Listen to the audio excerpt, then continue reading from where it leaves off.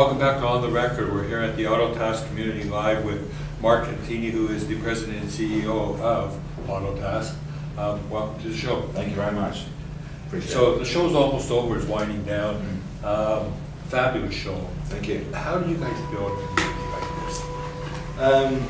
this? It comes from initially the quality of the product, I believe. I think that our customers rely on our products to run their business. So that's the initial, I think that's the initial sort of connection. And then it's how we interact with our customers.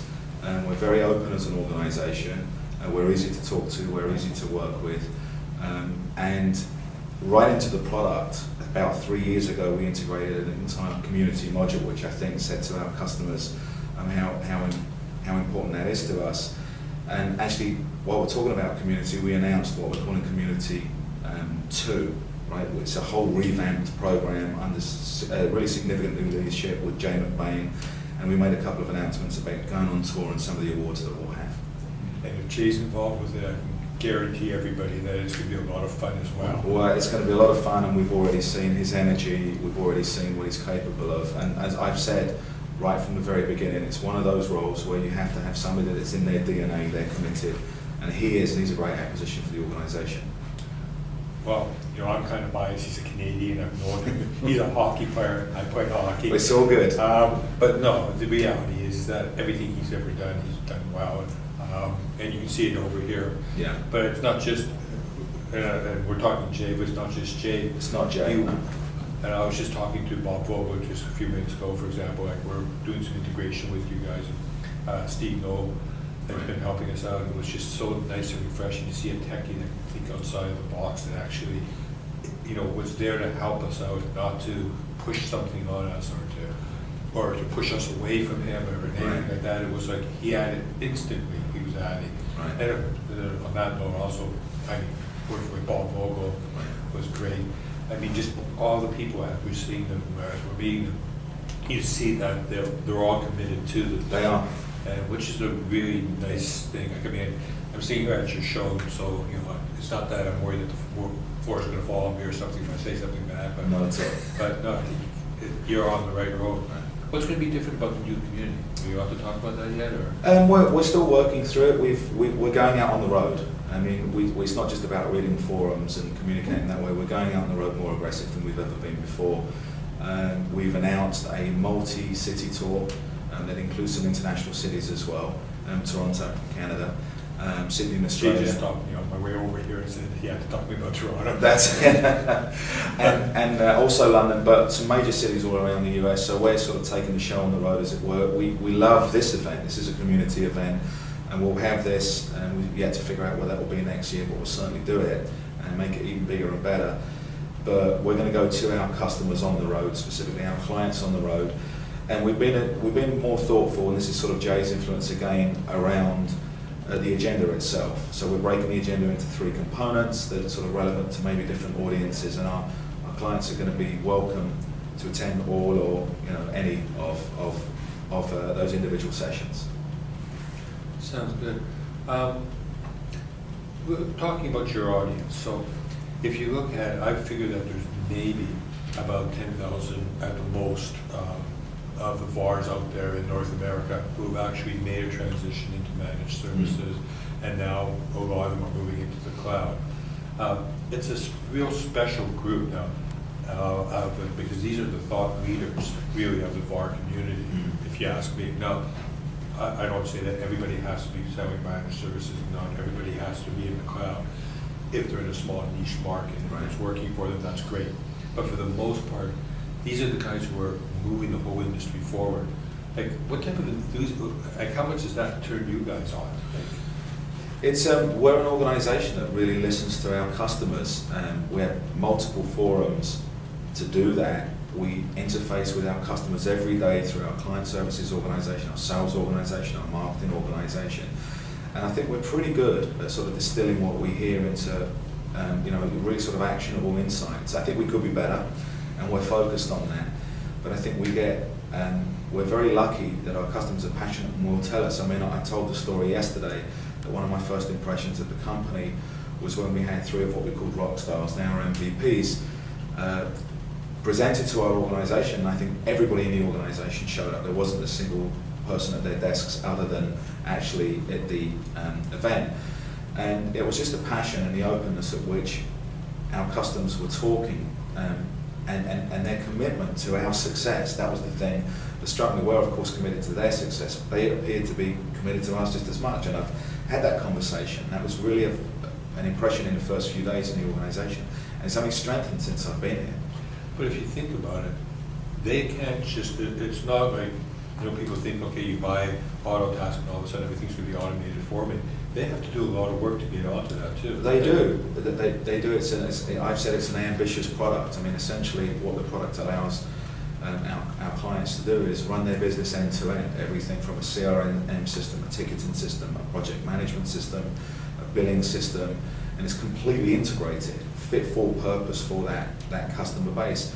And we have to commit to, and our customers have to commit to, an implementation process. We work with them over a period of a few weeks.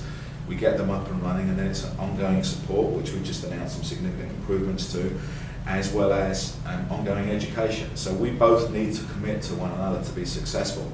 But our customers see the value, and they do. I mean, it's struck me many, many times at this conference when people have said that we have completely transformed our business based on your technology. We don't know how we were doing what we did until we implemented your software.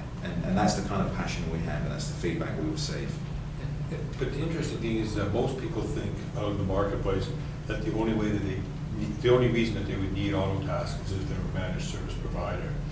But realistically, if they can justify not being a managed service provider, they still need your product. Yeah, I mean, every bit as much as anybody else. Every bit as much as anybody else. I mean, it's there are specific things related to service, but again, it's a CRM system, it's a project management system, it's a billing system, and we have many customers that aren't managed service providers that use our product, and we see an opportunity there to expand that marketplace.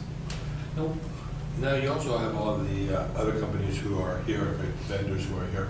Why are they here? They're here because I think they understand our philosophy. Our philosophy is one of being open as an organisation in the way we communicate with our customers, but also the way we want our partners that have very specific core competencies that we don't have to be integrated in the most efficient way, the best way, productive way for our customers. And so most of our sponsors here in one way or the other are integrated with us because we want to give our customers a best of breed choice. We're open as an organisation at the back end in terms of what I've just described, being integrated, but also at the front end as well. One of the things that we've absolutely recommitted to and accelerated is our commitment to multi-browser support. So our philosophy as an organisation to be open at the back end as well as the front end. Which is pretty phenomenal. Do you think your staff really understands, or even you, I don't know if you've actually, you're new to the company, if you've stepped back and realized, and this is something I started talking about a few minutes ago with you, that you've got roughly 500 MSPs here who are all pretty much thought leaders within the company, right, within this industry. So not only do your sessions help them understand and formulate the thoughts, but all the time that they get together talking to each other, talking to you guys, talking to the vendor community, talking to everybody that's around here, that's shaping. I mean, events like this are really going to shape what the future of this whole industry is all about. Right. And and I don't think that people really are thinking about that, but this is the type of thing that's going to talk about, where, how people interact with technology years from now. Right. And ideas are sprung from this. And there aren't very many. I mean, we all think because we all go to the same shows, so we all start to think, everybody goes to these shows. Right. But if you think about it, there's, realistically, maybe 12,000, 13,000 of the 75, 85,000 VARs in North America who go to these events, and all the rest of them are somewhere out in La La Land and not knowing what they're doing. And I know I'm speaking to a lot of my audience and calling them and saying that, but it's the truth. They're just not. They're falling further and further and further behind. And so my question to you is, as these people are falling further and further and further behind, and this industry is moving so quickly forward, what's going to happen when we only have 15,000 VARs and we have, 12 million or 13 million SMBs? So forget about even the enterprise level. Right. Who's going to service them? It's a good question. I mean, it's one of the things that's sort of been interesting to me is, the size of the market, the size of these customers that, are ready, willing and able at this point in time. I think it's like any market, it's an evolution, it will evolve over time, and those businesses, some of them will choose to make the move and some of them won't. When they do, we'll be ready for them, we'll be there with a lot of experience and education, and a product that will be able to sort of put them on the fast track. We provide, we're very open in terms of the way we educate, we provide education sort of webinars, videos and so on and so forth. They're available as and when anybody that isn't a customer is welcome to learn and understand the industry. But I think it's just time. I think it's just the sort of maturation of any marketplace. They'll get there in the end, and sometimes people self-select.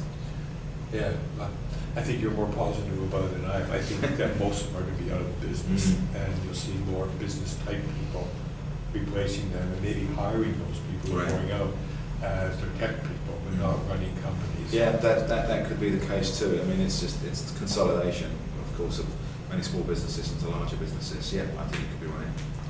So let me ask you a question. You've had quite a few success stories behind you. You've been doing things obviously very right for quite a long time. You're very welcome. It's great to have somebody like you coming into the industry. Why did you come back in, and why Autotask? Part of it was I've been around in the Capital District of New York for a long time. Was very aware of Autotask as an organisation, very aware of the buzz they were creating in the area. Knew Bob, sort of just through various industry events in the area. Knew one of the board members, so Autotask was not unfamiliar to me as a product, as an organisation. Was sort of approached by Bob and members of the board, would I be interested in looking at the opportunity to maybe sort of try and take the business sort of to the next level. Met the management team, didn't really know the product at that time, but understood it very quickly. What I really, really like about the company, I've got to know the customers and I've got to know the people, but I didn't in day one. But what I did understand was the value of the product. And to me, that was really key. How meaningful is this product? How relevant is the value proposition? And it was pretty obvious to me straight away. The ROI was just easy for me to understand, a lot easier than other organisations that I've been in, and that was really the attraction. I'm absolutely delighted I made the decision. So now you made the decision, and so you brought in, basically there's been from the high end, complete changeover. Or an addition, I would say an addition. Or an addition. Yeah. The people who were running it before you did a great job of building the community. They did a great job of building the product. Right. What are you going to, you're talking about taking now all the stuff that they did and take it to the next level, right, which I understand completely. What are you planning on doing? We're just going back to basics and looking at every aspect of the organisation and understanding the strength of the assets that we have, and understanding truly what our core competency is. And that's where it starts for me. And we have a great product, but we're rethinking some things about the product. And when you have the new guy come in, it gives you an opportunity. You're not the new guy for long, so you need to trust some of those instincts. And we've looked at things like the product, and we've talked about removing complication. We solve a complex problem, but we want to solve it in a simple way. So our product philosophy has changed somewhat. We've made some moves around increasing the level of service. Simple things, but really impactful things, by moving some client service people into the sales organisation. We've made some investments in sort of increasing our support hours. Fundamental things like that, essentially. We look at different metrics, we examine metrics maybe a bit more than we used to in the past, about sort of the various levels in the business. That's just a natural evolution, but the business was in great shape. Very, very loyal customer base, great product, but an opportunity to relook at certain things. You know what? I got confidence that this company will be going great places. Thank you very much. It already is. Thanks very much. Thank you. Thank you very much.